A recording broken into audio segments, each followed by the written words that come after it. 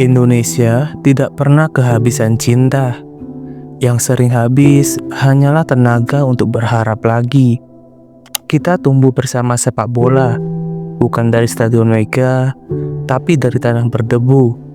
Dari sepatu yang lebih banyak rusak daripada diganti. Dari teriakan kecil yang bermimpi besar. Sejak kecil, kita diajari satu hal. Menang itu membahagiakan. Tapi tidak ada yang benar-benar mengajarkan bagaimana rasanya terus kalah namun tetap bertahan. Indonesia tidak pernah kekurangan harapan. Yang sering hilang hanyalah keyakinan. Kita terlalu sering menunggu hasil tanpa benar-benar menikmati proses. Padahal sepak bola tidak selalu tentang siapa yang menang hari ini, melainkan siapa yang bertahan untuk esok hari. Di tribun, kita bersorak seperti tidak pernah dikecewakan. Padahal hati kita menyimpan terlalu banyak luka yang tidak pernah sempat sembuh. Setiap kali laga dimulai, kita bilang pada diri sendiri, kali ini jangan terlalu berharap. Namun tetap saja, harapan itu duduk di sebelah kita. Karena mencintai timnas tidak pernah rasional. Indonesia sering disuruh sabar, padahal kita sudah terlalu lama belajar tentang itu. Yang kita minta bukan kesempurnaan, bukan kemenangan besar, hanya satu hal sederhana: melihat perjuangan yang jujur. Melihat 11 pemain berlari bukan karena kontrak, tapi karena lambang di dada. Melihat timnas yang kalah dengan kepala tegak dan menang tanpa lupa diri. Hari ini, Indonesia tidak sedang mencari pahlawan. Kita hanya ingin menemukan kembali rasa percaya yang perlahan menghilang. Dan di tengah lelah itu, datang sebuah perubahan kecil. Tidak berisik, tidak gegap gempita, hanya sebuah keputusan untuk mencoba cara yang berbeda. Dan mungkin disitulah harapan kembali menemukan tempatnya. Di tengah perjalanan sepak bola Indonesia yang penuh naik turun, muncul satu keputusan penting. Bukan keputusan yang diambil dengan tergesa-gesa, melainkan hasil dari banyak pertimbangan dan evaluasi. Indonesia menyadari bahwa perubahan dibutuhkan, bukan hanya perubahan hasil, tetapi perubahan cara bekerja dan cara berpikir. Dari situlah kemudian dipilih seorang pelatih yang diharapkan mampu membawa arah baru. Namanya John Herdman.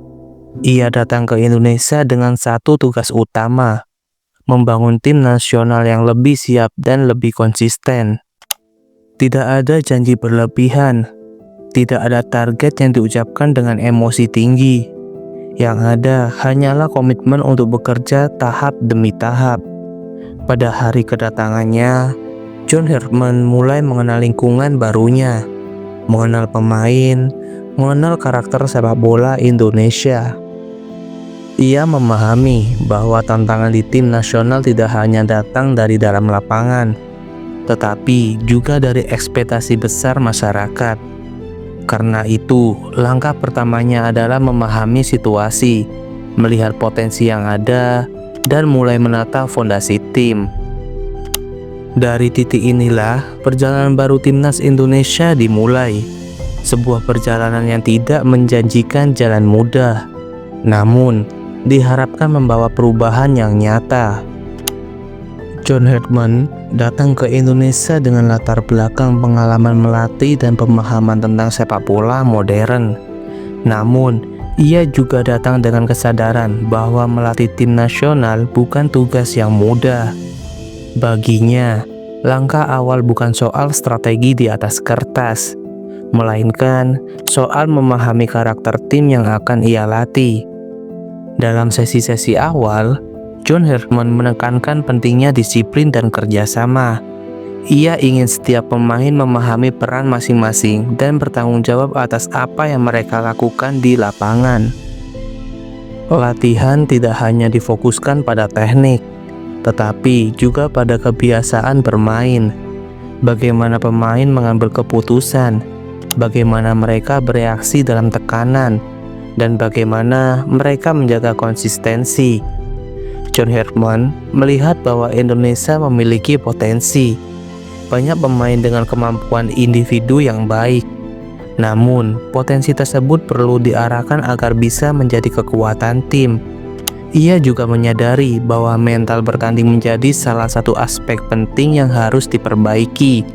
Karena dalam sepak bola level internasional, mental seringkali menentukan hasil. Oleh karena itu, ia mulai membangun suasana tim yang lebih terbuka. Pemain didorong untuk berkomunikasi, saling mengingatkan, dan belajar dari kesalahan. Tidak ada jaminan posisi inti. Setiap pemain harus membuktikan diri lewat latihan dan pertandingan. Pendekatan ini diharapkan bisa meningkatkan persaingan sehat di dalam tim. Perjalanan ini tentu tidak akan lepas dari perhatian publik. Setiap langkah John Herdman akan diamati. Setiap hasil akan dinilai, dan setiap keputusan akan mendapat tanggapan. John Herdman memahami hal tersebut. Ia tahu bahwa bekerja di timnas Indonesia berarti siap menghadapi tekanan besar.